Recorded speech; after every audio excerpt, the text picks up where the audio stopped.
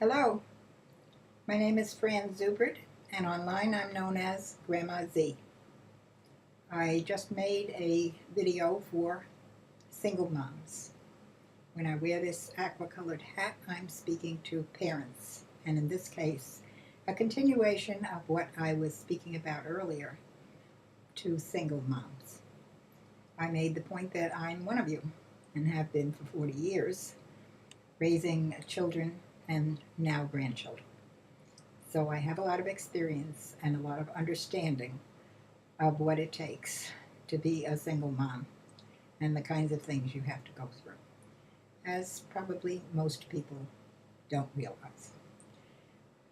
But what I wanted to mention now and talk about is you're making the connections that you need to make to be able to fruitfully and happily function as a single mom. A lot of connections, because you need a lot of resources and you need to look to a lot of sources in order to be able to manage this. Sometimes in some days it seems like a one-person show, and it's exhausting. Getting the kids off to school, and if it's children, maybe more than one school, all of it is so time-consuming, and there just doesn't ever seem to be enough time to do everything that needs doing. So it can be discouraging. But I want to speak about some of the ways that we can possibly make it happen. First of all, besides what I mentioned before, prayer being absolutely essential to get through it at all, and having a real relationship with God however you come to know Him and however you come to pray. But having that relationship is so very important. I also mentioned the constant in your life, that with all the changes that keep going on, it's so important to have something that you can count on as a constant. And what I said before was that for me has always been work, my work. I don't just mean having a job, though you might have to do that. But somehow or other your real work is the thing that you are very good at, that you're best at, that you have a great many strengths in doing it. And it's sometimes difficult to find exactly how you can arrange to have that as a regular and usual part of your life. But all of us, as we begin to know ourselves better and look at that, can see what it is, in essence, that we are best at doing. And for special moms, single moms, that's true as well. So finding that constant in your life is about the next best thing that you have to do above everything else. Are you marvelously wonderful with your children, just playing with them? Are you terrific at crafts? Are you just one of those people who can laugh and smile no matter what's going on? That's a great gift. But all of you, I know, have your own special gifts, your own special strengths, and the things that you can begin to really build on.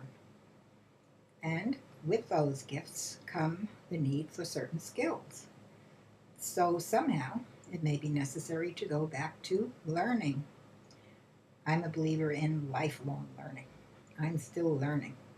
Right now I'm learning how to be a consultant and a coach and a teacher right here online,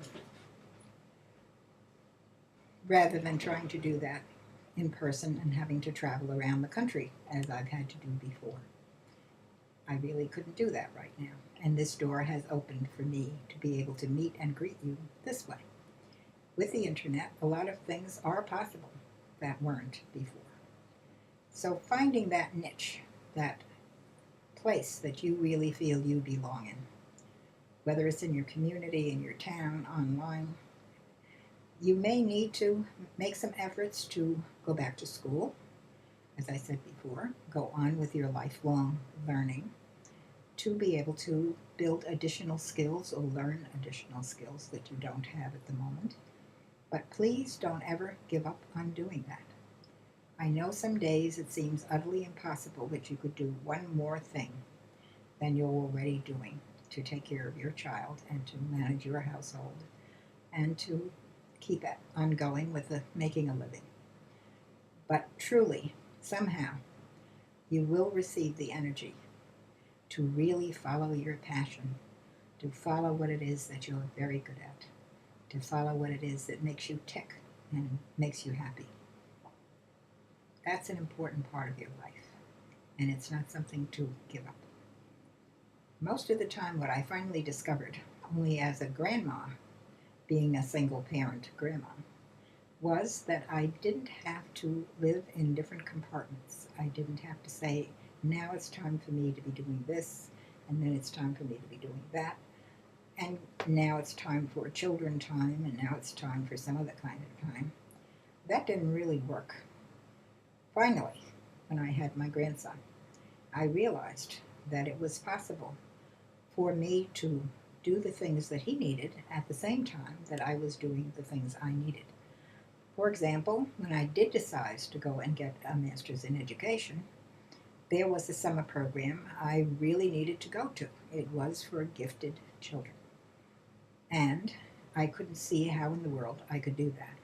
Well, it turned out there was a camp program at the college where I was planning to take this course. It was going to be a week-long session. And it was possible, what turned out to be possible, that he could go to the day camp there, bunk with me nights, and I could attend that class in the daytime. And I was able to get points that I absolutely needed to complete my master's. That's just one example. But there are all kinds of ways. Again, if we are making connections with resources and sources, we can start to find out how we can manage this whole thing of doing what is best for our child or children and something that is also best for us.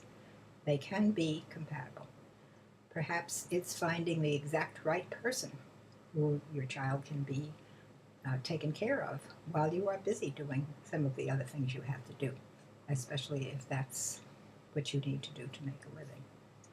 I know that sounds euphoric or something that's pie in the sky, but believe me, when you really start looking and realizing that your goals and your child's goals are compatible with one another and can be worked out together, you'll find that you can do it. You'll find the resources and you'll find the sources that you really need. Be very careful about looking to see who can give you the best of what you need.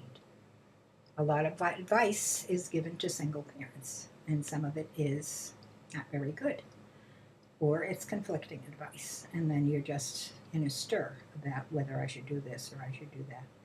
Once again, prayer comes into the picture to settle you down and make you calm and help you to realize which is the priority, or what are the things that go together, or how it can all be blended when you really need it to be.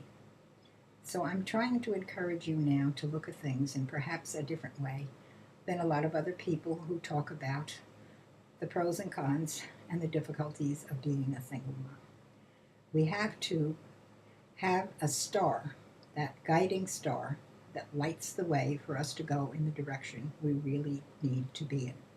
You know, the sailors through the years, as they sailed the seas and went through all the storms, had the North Star to guide them.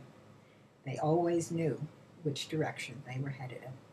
And we need a North Star. That's our guiding light that helps us to go in the direction we need to keep on going, even when things seem to get confused, like those storms in the sea.